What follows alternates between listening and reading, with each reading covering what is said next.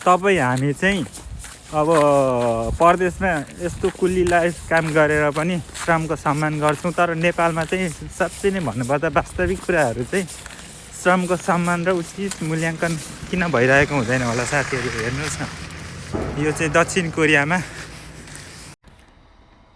नेपालमा अहिले श्रम संस्कृति सङ्गठन विस्तार भइरहेको छ होइन साथीहरू। यो श्रम नगरिकन देश बन्दैन भने तपाईँ हामी सबैलाई परदेशमा हुने साथीहरूलाई थाहा छ नि त है। यो चाहिँ दक्षिण कोरियामा अहिले श्रम गर्दै गरेको यो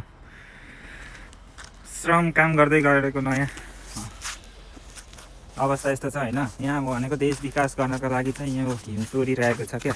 यो हिउँलाई चाहिँ उता बाहिर स्केटिङ खेल्ने ठाउँतिर जम्मा गरेर लान्छ क्या। यहाँ हिउँको सक्कली चाहिँ उता गएर नक्कली हुन्छ क्या। भनौँ न, श्रम नगरिकन देश विकास सम्भव छैन भने तपाईँ हामीलाई सबै कुरा थाहा छँदैछ।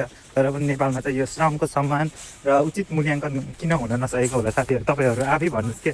यस्तो मजाको होइन।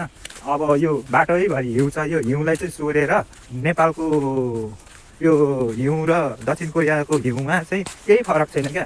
अब दक्षिण कोरियामा चाहिँ यो बाटैभरि हिउँ जताततै भयो भने यो चाहिँ अब गाडीमा लोड गरेर हालेर होइन स्केट खेल्ने ठाउँतिर पुर्याइरहेको हुन्छ।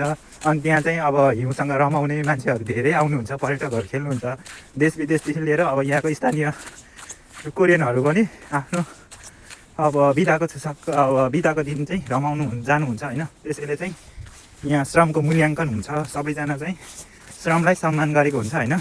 यहाँ भनेको म बाटो अहिले हिँडिरहेको थिएँ, जेब्रा क्रस गरिरहेको थिएँ होइन। अनि ठिक्क गाडी पनि स्ट्यान्ड बाईमा वेटिङ बसिरहेको थियो कि। नेपालमा भएको भए यतिखेर गाडीले मान्छेलाई अब जस अपरझट जेब्रा क्रस सँगसँगै अब जस्तोमा पनि गाडी चढाएर हिँड्छ क्या। त्यसैले हामी जहाँ जस्तो अवस्थामा भए पनि श्रमको उचित मूल्याङ्कन गरेर चाहिँ सम्मान गर्नुपर्ने हुन्छ। नेपालमा पनि मेयर हर्क साम्पाङले नयाँ पार्टी विस्तार गर्नुहुँदैछ। श्रम नगरिकन देश विकास सम्भव छैन।